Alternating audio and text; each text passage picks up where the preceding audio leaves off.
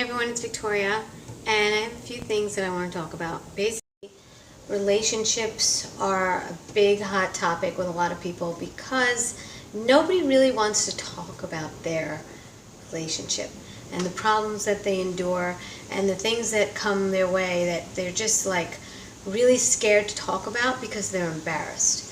Well, let me tell you something. I think it's very helpful for people to talk about it. I think it's very helpful for people to watch something like this video and they could maybe wake up, or they could, tap into something that they know that they need to do something about, or they need to change something. No relationship in the world will be perfect. None. I don't care if you're striving for it and you say, that's the perfect couple, that's the perfect this, we were perfect together. Nope. No such thing. You could say it all you want, but the reality is you're going to have come from two different worlds and you're going to have conflict at certain times. Now, there are times that my husband, even recently, great mood, fantastic, amazing, complimenting me all the time, all that stuff, and then he gets hit with something in business or something that, maybe his run didn't go the right way, or he just doesn't feel good. Something like that, it just switched. And it's all him. And I used to take it to heart. I used to think it was me. Of course, it's not easy to do, to just, say it's all him. Initially, you're going to get hurt. I mean, there's just going to be that initial, that punch. But if you really delve into why, really, dig deep, really, but it's work, you have to work. So I'm at work thinking about, first of all, I'm separating it. I'm separating it and saying something else in my mind like, he has to do extra work tonight and that's why he's not talking to me right now, or something like that, where you have to realize that it's them. Separate it. If you take it personally, and it might be that they're directing their anger on you and they really do, or are upset with you in some way about certain things, like maybe the way your drawer is messy, or you didn't leave the cap on your toothpaste or whatever. Yeah, that might annoy them, but it's definitely magnified if they're making you feel good and then all of a sudden they're not making you feel good. So I'm realizing that if I don't talk about these stories, when I die, these stories go with me. So why not put it on a video? Why not let you guys know what I'm going through? Because somebody else could learn from it. I mean, it's a total win situation because I don't really get anything out of it except for the fact that I'm helping, but and I'm not embarrassed. I'm really not embarrassed because I know I've seen so many couples and I know what goes on behind closed doors, and I know that nothing's perfect. So I know that everybody out there could benefit from somebody else's situation, and this is mine. So now I realize that there's got to be self-love. There has to be something that you like about yourself. There has to be. Or in some way nurture yourself. If getting a massage for 15 minutes at some place on your back and shoulders makes you feel good, because the human touch is very important. I don't know if you understand how important that is. When babies are premature or they're going through trauma, they need, even if they're in an incubation area, they need a human touch. Literally, the nurse has to touch the baby at least once a day. Human touch is very important. So, I mean, you don't realize the certain things that you are missing because you're taking things the wrong way. And of course, the bad mood of his will go away and he'll come back and I don't have to worry. But I used to worry because it used to trigger something in me and start making me have self-doubt. I just had self-doubt, like, why is he acting like this? What did I do? Or maybe I can improve. And I was always trying to improve, to impress, and then what's the next thing going to be? There's always going to be something else. So I'm letting him deal with his crap, and when he wants to come back, he will. And right now, I mean, come back, like, not mentally, not physically, but mentally, like he's still around. I'm just saying that if you have a situation where somebody's like at odds with you at one time or another and you don't know what it is and you think it's you, please know it's not. And I was also inspired by this girl, a friend of mine. Her name is Christina Salus. I could put the link below. And she was saying on a video a lot of the things that I say to my friends or anybody who needs this help or advice, that you should speak to your inner child. Like literally talk to that child, because there's nothing more scary. There's nothing more scary than childhood. You're doing it almost alone. You're navigating new ways. You don't have experience. You're scared. I don't care if you have parents that are loving. It is a very scary place to keep transitioning, getting new teeth, going through puberty. All these things are transitions that are very, very frightening.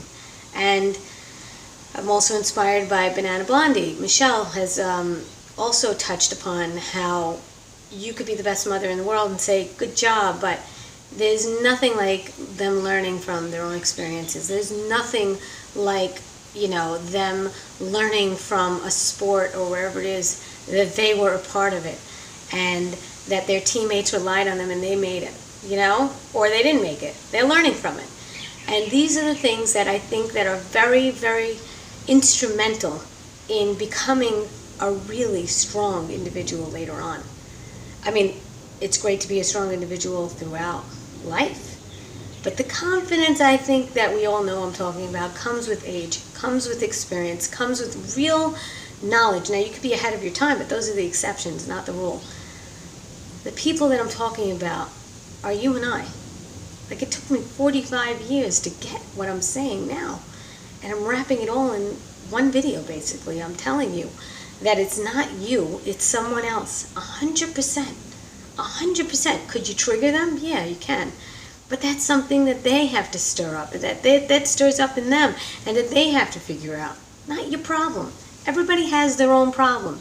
You figure out yours. Let them figure out theirs. You can guide them, and if they ask you for advice, great. But there's only so much you can do. And the one thing I really want to leave you with is don't become a martyr. Don't become a martyr for the sake of making someone else happy. I heard a line once, eating poison and expecting someone else to die. You eat poison, but you expect someone else to die. Like you just spite yourself. That's a really powerful thing. Don't spite yourself for someone else ever. So the relationship thing, you want them to enhance your life, and you want to share things with them. But honey, you need a relationship with yourself. Go get a relationship with yourself. Go enjoy yourself. Talk to that inner child. Tell them how much you love them. Tell them how much they're there. They're always going to be there. That inner child will always be there. You're just a bigger version of that person. You haven't changed really much. You still have the same fears, the same thoughts. Yeah, you've gotten stronger. You have more experience, but you know what I'm talking about. So just nurture that person. Nurture that inner child and talk to them as though you're talking to your own child. And that'll also make you a better parent. There's a lot of talk of young men wanting to get vasectomies. And I'm talking young men, like really like 18, 20, not knowing that having a child is really a beautiful, beautiful thing that they could regret later on. If you're in your 40s and you decide to have a vasectomy, that's another story. You've already made your choice, you've already had no children or whatever it is, or you decided to adopt, that's another story. But if you don't really know, I'm talking to you guys out there. I mean, you're not even giving yourself a chance. You don't know the love of a child that you can have. There's no greater love. There's no greater love in the entire world. Yeah, I know because I have children. And people that don't have children, they say they know, but they don't. You'll never have a better love. It's a much better extension of yourself to love another child. That could be yours or adopted. But there is no greater love. The second you give birth, you feel a connection. Now, of course, there's exceptions to the rule, but I'm talking about the rule, not the exceptions. I'm talking about the majority. the innate feeling you get for your own child is just is a love that you can't compare to any other love on the planet. None. So if you really have a strong sense of self, you could love someone else. But love is a very, very fluid thing. It's in and out, it's up and down, it's around and through things. It's not concrete. You just have to know that your love is going to go up and down, and it's going to turn around, and it doesn't mean that you stop loving someone. It doesn't mean that. So, to recap, love yourself a lot, because that's the last person that you're going to be with, and it really is the only person you're really, really with, 24/7. You're with yourself. So be good to that person. Just like you'd be good to your best friend, be really good to you. You should be your best friend. That took a long time for me. By default, my husband was very, very much on the go, running marathons and ultra marathons every weekend, and I was, left with the kids. And when the kids were in school, it was just me. And I went running and discovered who I was. So by default, I've become very independent and have grown to really, really like my own company. I even watch my own videos. I want to see where I was at that time. I want to nurture that person. I want to just keep improving. All right. This got long. Take care, everyone.